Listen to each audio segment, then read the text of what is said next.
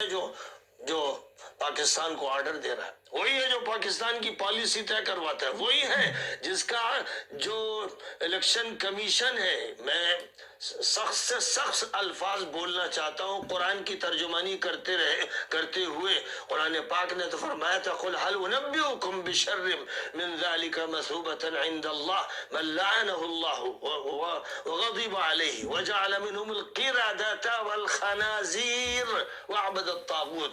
بندروں و سوروں کے ان کو تشبیہ دی گئی تھی، ان مجرموں کو۔ آج ان مجرموں کے ایک لوڈے لپاٹے، ایک مجرم خبیث اور ایک اچھوت جانور کا آرڈر پاکستان پہ چل رہا ہے، اور اس کی بنیاد پر سزا سنائی گئی ایک ایسے انسان کو جس نے یہ کہہ دیا تھا کہ بات امریکہ کی نہیں چلنے دیں گے۔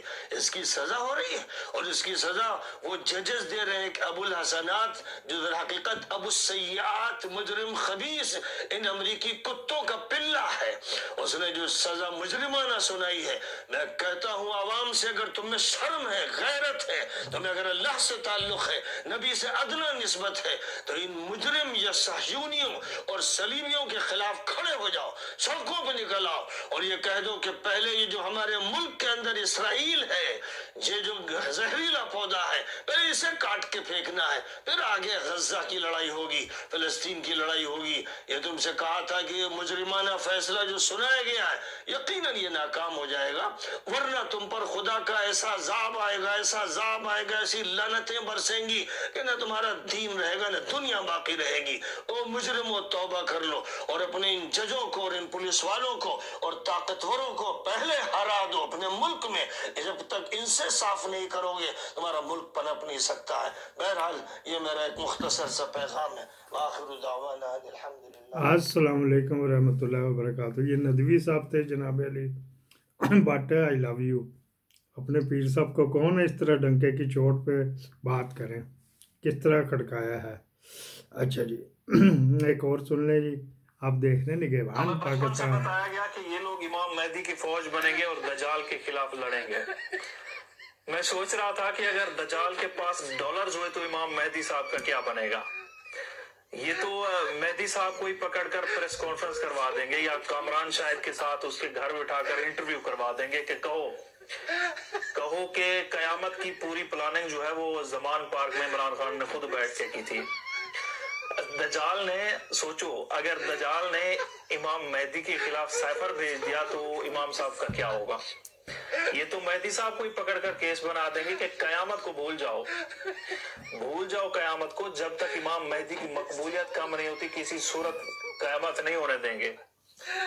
مجھے بچپن کے جناب علی، آپ نے سن لیا سے بتایا گیا امام مہدی کے بارے میں کیا آ رہا ہے۔ ایک اور یہ آپ کو دکھاتے ہیں جی۔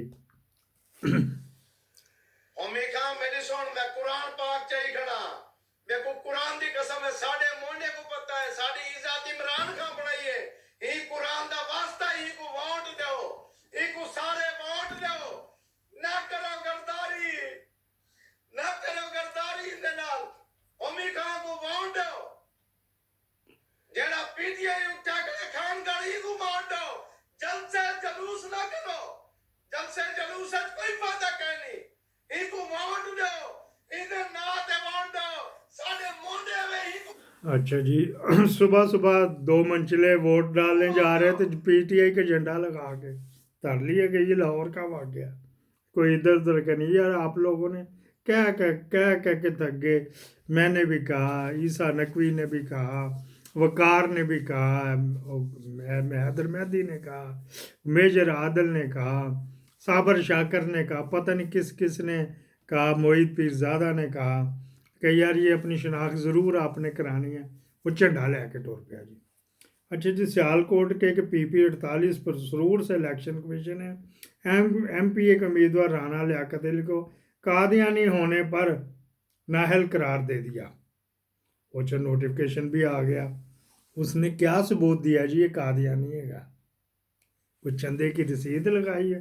کوئی میری سمجھتے ہیں روزنامہ پوٹوہار جال سازی کا قانون پاکستان میں بنے، کوئک رسپانس تو پھر ہی بنے نا، تو بس اس کو بیچارے کے ساتھ نااہل کر دیا جی۔ پتہ نہیں کیا ثبوت دیا کیا نہیں دیا، تو کسی کے دل میں تھوڑا ہی ہوتا ہے کہ میں قادیانی ہے یا نہیں، یا کوئی رشتہ دار چودھری اعتزاز حسن نے کہا میرے کتنے رشتہ دار قادیانی ہے گئے، باجوے کے کتنے رشتہ دار قادیانی ہے گئے، پھر یہ جو یہ ہے کھڑپینچ اس کے ٹوبے میں کتنے دار is Qadiani. holding general elections on Thursday, a vote that critics say can be neither free nor fair. The former Prime Minister Imran Khan Free and he's not in prison and fair. he can't run for office.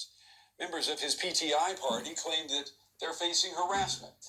The United Nations High Commission for Human Rights is calling for calm.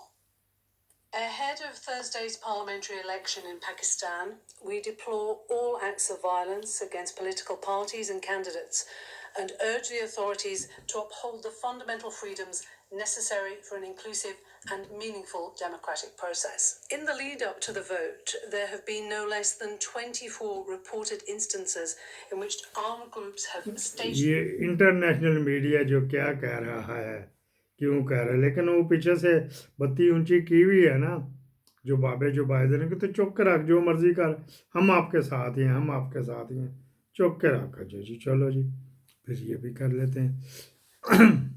ایک اور آپ کو دکھاتے ہیں جی، یہ اگر چل پہ ہے تو صاحب جو ہیں ان کے دور میں تو آپ پر پابندی لگی تھی، تو اب ان کو جب سزا مل رہی ہے تو آپ اس سزا کی مخالفت کیوں کر رہے ہیں، آپ اس سزا پہ تنقید کیوں کر رہے ہیں؟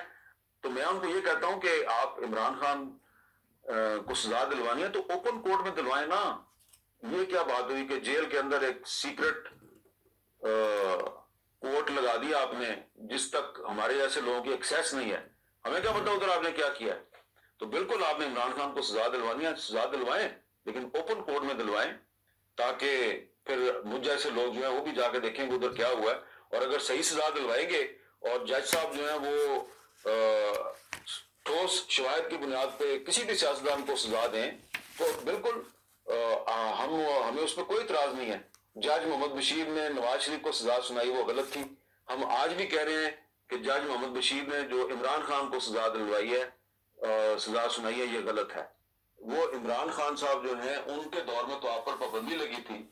یہ تھے حامد میر صاحب، انہوں نے اپنا چینل بھی کھول لیا تو وہاں سے بیٹھ کے ادھر بڈھے نظر آ رہے، وہ والا تیز روشنی اور تیز لائٹوں والا میک اپ وغیرہ بھی نہیں نہ ہوتا، تو اس وجہ سے اس میں بڈھے لے بڈھا ہی ہے 60+ ہے گا جی، تو یہ پھر چلتا ہی ہے نا.